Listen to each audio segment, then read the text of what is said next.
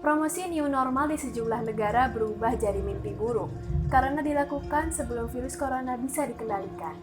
Para ahli kesehatan pun mengingatkan agar sebuah negara harus menyelesaikan masalah kesehatan terlebih dahulu sebelum melakukan pelonggaran atas pembatasan sosial di masa pandemi.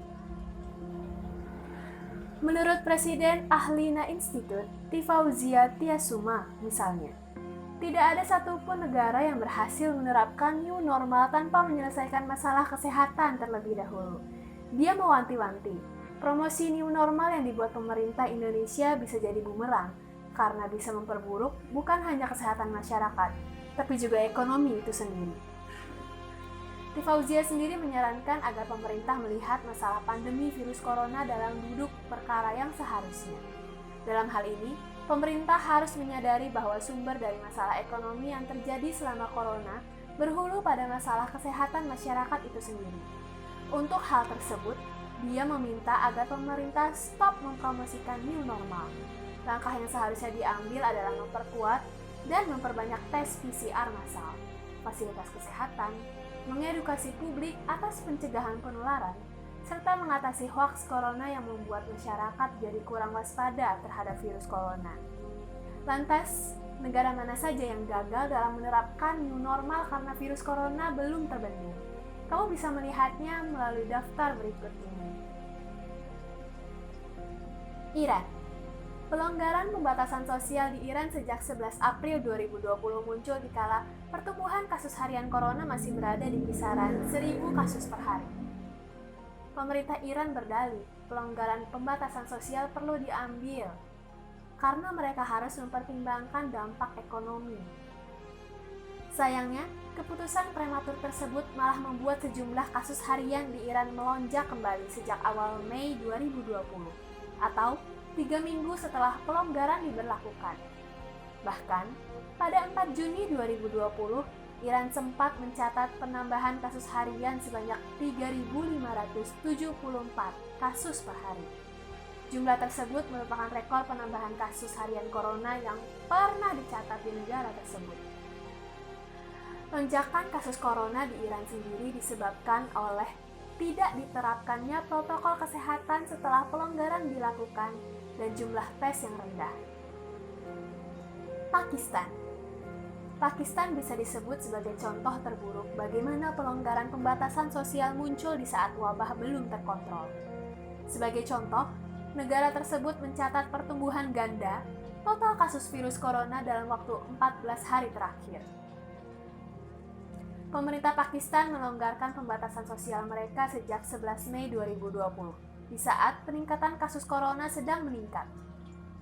Langkah tersebut diambil karena, menurut Perdana Menteri Imran Khan, kebijakan lockdown dan pembatasan sosial hanya akan menyulitkan para pekerja, ekonomi, dan bisnis kecil.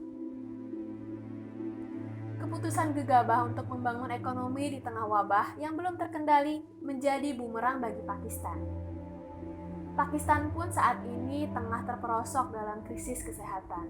Menurut laporan Al Jazeera, Pakistan hanya memiliki 6 kasur rumah sakit per 1.000 penduduk, di mana para dokter dan ahli kesehatan memprediksi kalau fasilitas layanan kesehatan mereka akan kolaps dalam waktu dekat. Sama seperti Iran, lonjakan kasus corona di Pakistan pasca pelonggaran pembatasan sosial diakibatkan oleh tidak patuhnya masyarakat terhadap protokol kesehatan dan kurangnya jumlah tes yang masif. Al Jazeera melaporkan, Pakistan hanya mampu melakukan uji diagnostik PCR sebanyak 25.000 tes per hari, atau hanya setengah dari jumlah yang dianjurkan oleh Organisasi Kesehatan Dunia (WHO). Akan tetapi, Indonesia sendiri tidak pernah mencatat tes PCR di atas 20.000 per hari.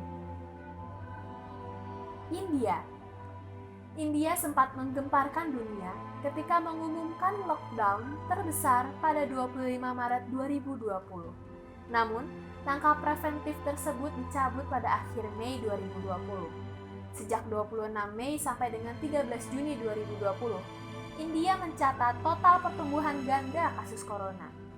India sendiri saat ini mencatat pertumbuhan kasus harian sebesar 10.000 kasus per hari. Menurut laporan The New York Times, pencabutan lockdown diambil oleh pemerintah India dengan pertimbangan ekonomi.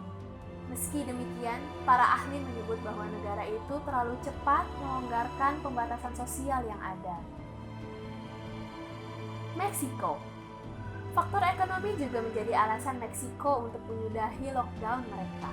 Bahkan, pemerintah Meksiko saat ini telah membuka kembali industri pariwisata mereka di awal Juni 2020. Di sisi lain, pertumbuhan kasus corona harian di Meksiko terus melonjak dari hari ke hari. Hingga Sabtu 13 Mei, negara tersebut telah mencatat sebanyak 139.196 kasus corona, di mana 15.448 orang diantaranya meninggal. Di Indonesia, untuk mengatasi semua masalah yang telah timbul di negara sebelumnya setelah memberlakukan new normal, para ahli epidemiologi menyarankan pemerintah untuk serius memperkuat sistem fasilitas kesehatan, meningkatkan pengetahuan pencegahan COVID-19 seperti cuci tangan dan pakai masker yang benar, memperbanyak tes massal, dan menerapkan pembatasan sosial yang serius. Hal selanjutnya yang harus diwaspadai masyarakat Indonesia setelah diberlakukannya new normal adalah mengetahui adanya virus yang ada di dalam tubuh seseorang namun tidak menimbulkan gejala apapun. Penderita ini biasanya disebut sebagai orang tanpa gejala atau OTG. Sebagian besar OTG ini merupakan orang-orang di usia produktif, memiliki kondisi tubuh yang prima, dan memiliki aktivitas tinggi, termasuk dalam berinteraksi dengan orang lain.